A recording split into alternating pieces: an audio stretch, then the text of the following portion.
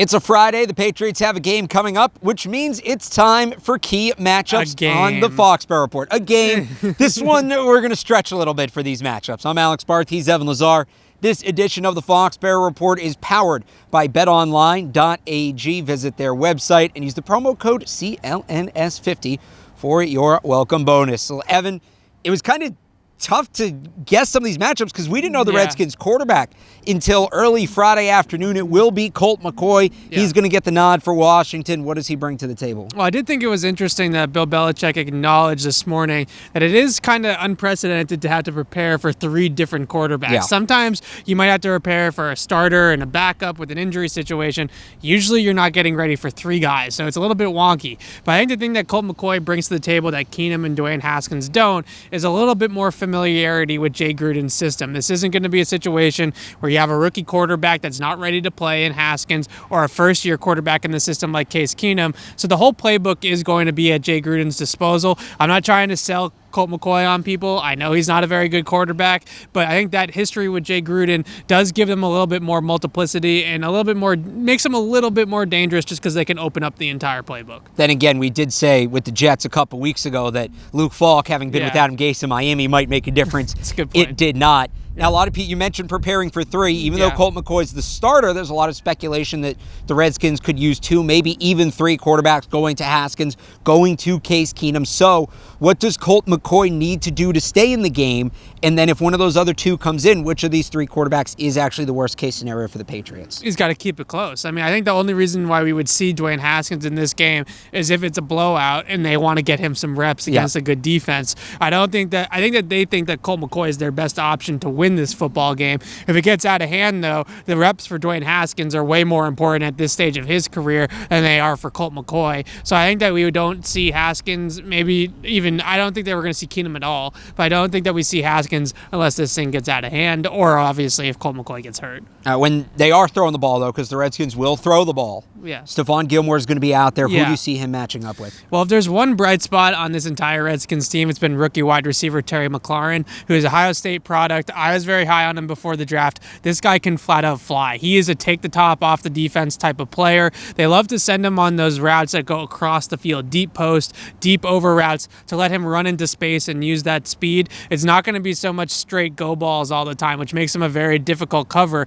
A couple of times over the last couple of weeks, they've caught in teams without a deep safety, without a post safety in the middle of the field, and he's just gotten by the cornerback that's gone up against him one-on-one. So if the Redskins have any chance of keeping this game close, it's going to come from big plays, right? They're going to have to make a few big shot plays down the field on offense, and McLaurin's a guy that runs in the 4-3s, that has a H special teams guy on gunners, gunner on punt returns and stuff like that. This guy can absolutely fly, so he's the guy that you got to watch out for. And it did sound like, based on what Gilmore said in the locker room after practice on Friday, that he's been preparing for McLaurin. He's been watching a lot of tape on McLaurin. I expect a lot of press coverage with Stephon Gilmore and McLaurin's face. So against those smaller, speedier receivers, Gilmore likes to get his hands on them and not let them get downfield. So we'll see what happens with that. My key matchup, and I have a history in this segment of going a little out of the box, a little off the board. We go. This might be my weirdest one yet, but it's that kind of game. Yeah. I'm going to go with the Patriots as a team against FedEx Field, like the literal grass.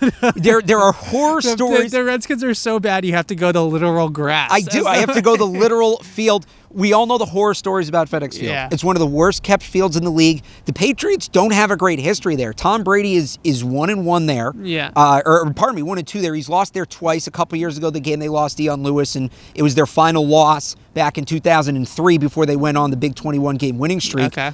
Those are both one of those is really long ago. Those are both kind of long ago. But aside from it being tough for footing, that grass is hard on the knees. It's hard on the ankles. They're lucky it's earlier in the season. The field's not going to be in horrible shape. But you talk about this game as kind of take care of business, get in, get out, everybody healthy. This is not a field where everybody tends to leave healthy. Is it Bermuda grass? Do you know what kind of grass is it? I don't remember off the top of my head. I know we had this conversation last year. All grass is green. It might be at the kind of point where, some people like different kinds of apples. There's Green Delicious, there's Macintosh, whatever. Once it's rotted, doesn't matter.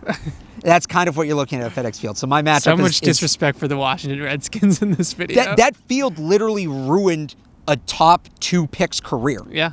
Like, I know that it's kind of funny that I'm saying the Patriots' biggest matchup is the grass, but remember what that did to Robert Griffin. Yeah, remember what it did to Dion Lewis. That too.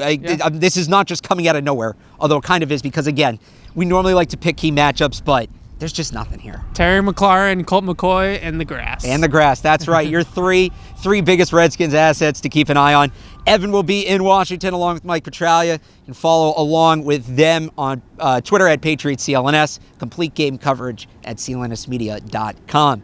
This edition of the Foxborough Report has been powered by betonline.ag. Visit their website and use the promo code CLNS50 for a welcome bonus. For Evan Lazar, I'm Alex Barth from Gillette Stadium. Thanks for watching.